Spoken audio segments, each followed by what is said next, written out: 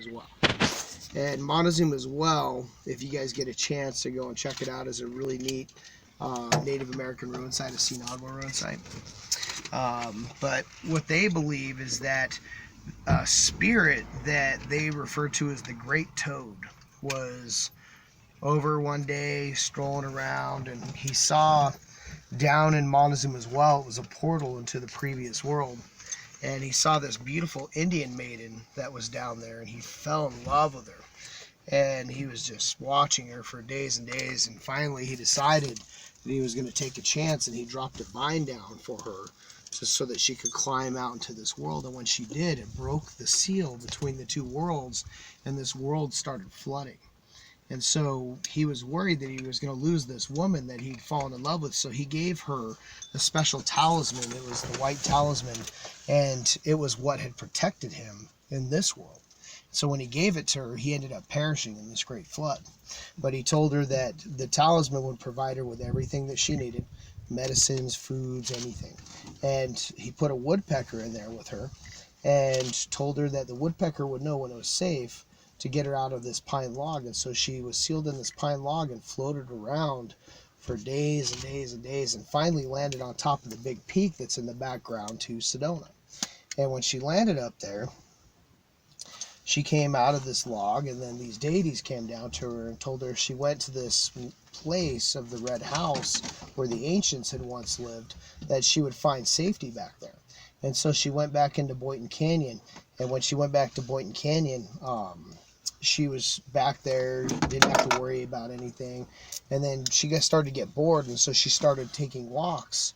And slowly every day she would venture out farther, and it was a different time back then. There was great beasts roaming around the world. And so slowly but surely she ended up going up on top of Mingus Mountain. It's the high peak that's on the other side of the valley. And she found these springs that were up there, and she was sunbathing in them and started going up there every day. It was her favorite spot, and the sun would go over every single day, and he would see her up there, and he fell in love with her too, because she was this amazingly beautiful, Indian woman. And so the sun came down to her and saw that she was lonely, and so he said, I'm going to give you a child so that you have somebody that you can talk to and be friends with. And so that's where the first Yavapai woman comes from. So as her daughter started to grow up, she also wanted to have a child of her own, and the son told her no. It's like, I did that because I loved your mom, and I don't love you, and that's not going to happen. And so one day, it was this cloudy day, she went and she put her hair up just like her mom wore her hair, put her mom's clothes on, and went up and tricked the son into thinking that she was her mom.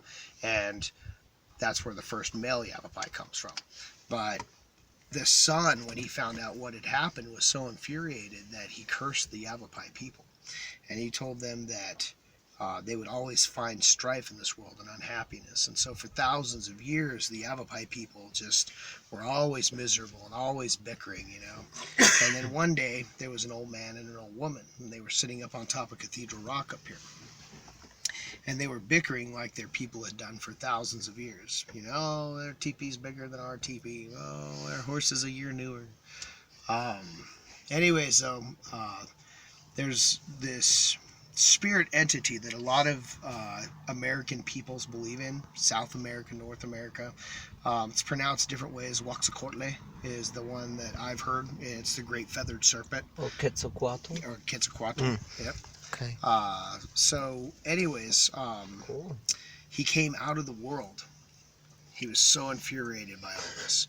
And he came out and he goes, you people, you can't see what I have given you around, because he's believed to be the creator of this world.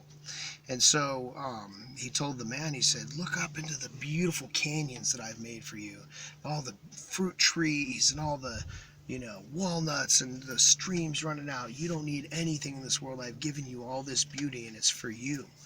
And so then he looked at the woman. He said, look out over across the valley this way. And can you see all this beautiful farmland that I've given you, and all the animals running around? And you need nothing. Everything that you need in this world I have given you. And this is a special sacred land that is yours, and you don't see it. And she found peace in her heart, and he found peace in his heart when they finally opened their eyes up to the beauty they had around them. And he was so happy because this broke the curse of the Yavapai people and they found peace. And so he turned them to stone. And so according to the Yavapai people, if you look right in the middle of Cathedral, can you see that skinny spire? Mm-hmm. See how it looks like two people standing back to back? Oh, They say wow. that's the man looking up to the northeast and the woman looking to the southwest. Now, what's really cool about it, too, is all this rock that we have around us, guys, is all sandstone, right? Mhm. Throughout this area, you're going to see volcanic rock and different things like that. But here in Sedona, there's no volcanic rock. It's all sandstone, except for that one little spire. Can you see right below the man and the woman, there's that pointy rock, and it's dark in color? That's a volcanic plume. So for no reason, in the middle of that rock, there's a volcanic plume coming out, and that's where they say the great feathered serpent came out of the world right there. Oh, wow. When you talk to the Yavapai people believe that from Montezuma's Well to Boynton Canyon to Mingus Mountain, inside of this area is a place of special energy, and they say that you can feel these vortex energies anywhere inside of this.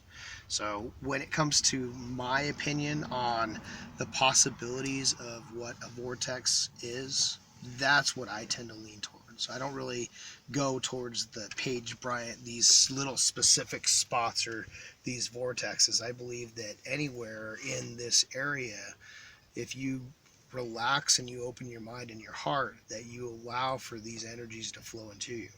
I mean, look at this place, and you can't tell me when you look out at this, you can't look and say this is something that is beautiful and unique and like no other. And in reality, this is like no other. You will not find the red rocks that we have here, guys, anywhere else on the entire planet. So these red rocks are only found in Sedona, Arizona.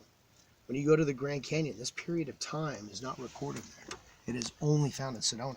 Throughout all the Southwest, when you go into the time period of what these red rocks were being formed in, it is absent in time anywhere else except for right here. So what they say in the creation of this rock in here, that this was a big bay, kind of like, San Francisco Bay or something like that. And so what was happening is the tides were really big back then because the moon was closer to the earth, and they were coming way in and way out, and so it was putting a lot of weight down on the crust of the earth, and the Southwest was going through an erosion period. So all the rock was disappearing out of the Southwest, but it came down to this bay, and because it was being forced down, when you added the weight of the water and the rock, it forced it down exponentially, and it created these coastal dunes that were being washed flat. So it's just a couple of unique things about Sedona, what makes it so special. But I am of the opinion that you can hike to that peak, or that peak, or that peak, or that peak, or that peak, or the ones behind us, and you can walk up there and you can sit down on the edge of this and look out over this beauty, and you're going to feel that beauty coming into you. You'll feel the tingling in your fingers. You'll feel that sense of euphoria, all those things that they say you can feel in a vortex. So, all right. Anyways, Thank you very much. do you want